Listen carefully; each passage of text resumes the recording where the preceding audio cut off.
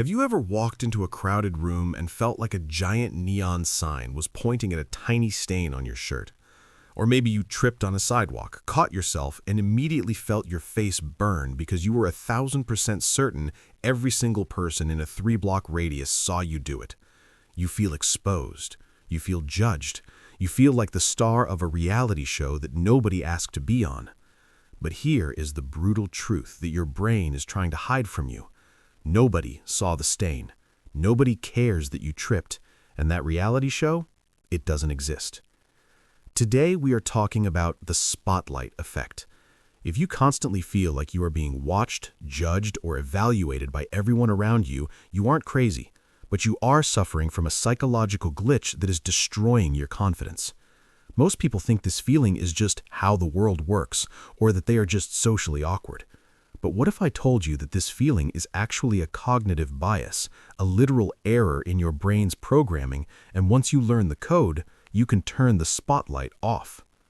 In this video, I'm going to break down exactly why your brain tricks you into thinking you're the center of the universe, the famous Barry Manilow experiment that proved we are all lying to ourselves, and finally, the 3-step psychological framework to stop caring what other people think so you can finally live your life. But first, we have to understand why we feel this way. It starts with a concept psychologists call the anchor problem. See, you are the main character of your own life. You are the protagonist. You wake up in your body, you hear your own thoughts, and you see the world through your eyes. Because you are the center of your own experience, you naturally anchor your perspective to yourself. You are hyper-aware of your own feelings, your own appearance, and your own actions. Therefore, when you interact with the world, you assume everyone else is just as aware of you as you are of yourself. You assume the background characters in your movie are paying attention to the protagonist. But here's the twist. Everyone else is the protagonist of their own movie. To them, you are just an NPC, a non-player character walking in the background. There's a fascinating study that proves this, and it involves a very ugly t-shirt.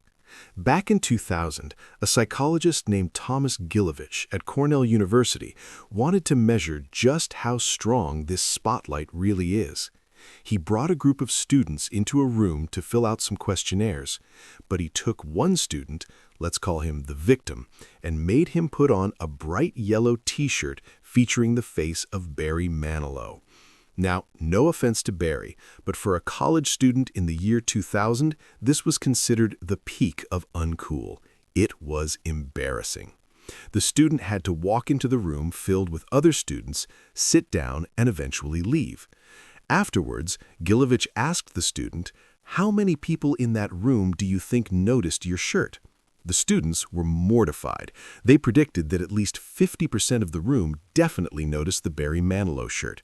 They felt the spotlight burning a hole in them. But reality was much kinder. When they asked the other people in the room, only about 23% actually noticed. The students overestimated their visibility by double. And this happens to you every single day.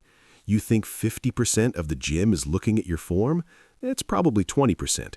You think everyone at the dinner party noticed you stumbled over your words? They didn't. This is the gap between expectation and reality, and that gap is where your anxiety lives. So, point number 1 is the data. You are statistically significant, but you are visually insignificant. But knowing the beta isn't enough to stop the feeling, right? Because even if you know they aren't looking, it feels like they are. This brings us to the second psychological trap, which is called the illusion of transparency. This one is even stickier. Let's say you have to give a presentation at work. Your hands are shaking slightly, your heart is pounding against your ribs like a drum, and your throat feels dry. Internally, you feel like a nervous wreck. Because that internal feeling is so intense for you, you assume it must be leaking out. You think the audience can see right through you, like you're made of glass. You think they can see the anxiety radiating off you. But they can't. We tend to overestimate how much our internal state is visible to the outside world. To the audience, you just look like a person standing there holding a clicker. They can't hear your heartbeat. They can't feel your dry throat. You are not transparent. You are opaque. I remember when I first started making videos, I would record a take and think, oh my God, I look so terrified. Everyone is going to know I'm reading a script. I would delete footage that was perfectly fine because I was projecting my internal anxiety onto the external image. I was judging myself based on information that only I had. So how do we actually fix this? How do we use this psychology to actually change our lives? The first step is what I call the context shift. Every time you feel that heat of the spotlight, maybe you walked into a restaurant and felt like everyone turned to look, you need to immediately shift the context from me to them. Ask yourself, what was I thinking about 5 seconds before I walked in here? You were probably thinking about what you're going to order, or that email you forgot to send, or that weird noise your car is making. Guess what? That is exactly what everyone else is doing. They are thinking about their order, their emails, and their cars. They aren't thinking about you. By consciously reminding yourself that everyone is trapped in their own anchor problem, you liberate yourself from their judgment. You realize that their eyes might be pointed in your direction, but their brains are looking inward. But there is a deeper layer here. Sometimes people do notice. Let's be real. If you trip and fall flat on your face, people will see it. If you spill coffee all over your white shirt, people will notice. The spotlight effect says we overestimate it, not that we are invisible. So what do we do when the spotlight is actually on us? We have to embrace the so what principle. This is the final and most powerful tool. The fear of the spotlight isn't really about being seen. It's about being remembered. We are afraid that our embarrassing moment will become a permanent record in someone else's mind. But let's test that theory. I want you to think of the most embarrassing thing you saw a stranger do 3 years ago. Take a second. Can you think of one? Probably not. You might vaguely remember some guy dropping a tray of food, but you don't know his name, you don't know his face, and you definitely don't think less of him as a human being. You have forgotten him completely. That is the freedom. Even when people notice, they don't care, and they definitely won't remember. You are a background character in their life, and background characters don't get detailed backstories or long-term memory slots. They trip, they recover, and the movie moves on. So the next time you feel that spotlight burning, remember the Barry Manilow shirt. Remember that you are overestimating the attention by at least double.